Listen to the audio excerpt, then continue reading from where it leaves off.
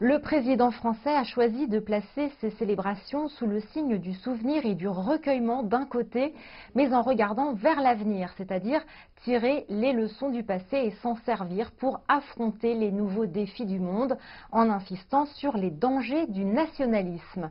On peut dire qu'il y a eu deux temps forts le dimanche, 100 ans jour pour jour après l'armistice du 11 novembre 1918.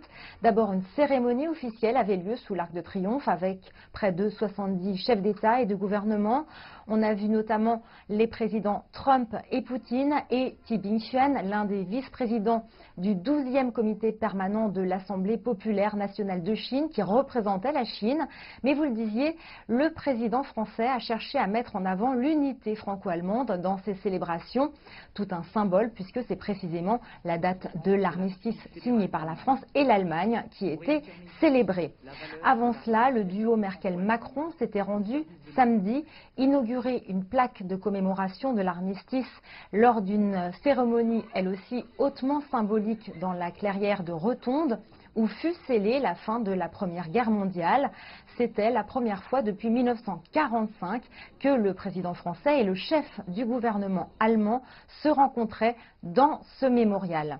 De même, lors de l'inauguration du Forum pour la paix, auquel tous les hôtes des cérémonies de l'Arc de Triomphe étaient conviés, le président Macron, qui a ouvert la séance, a ensuite laissé la parole à la chancelière allemande en insistant sur l'importance de l'amitié entre les deux pays.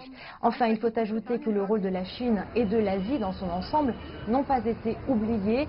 Une cérémonie spéciale a eu lieu en fin de semaine et une lettre en chinois a été lue durant la cérémonie officielle de dimanche en souvenir des 140 000 Chinois qui ont participé à l'effort de guerre aux côtés des Alliés.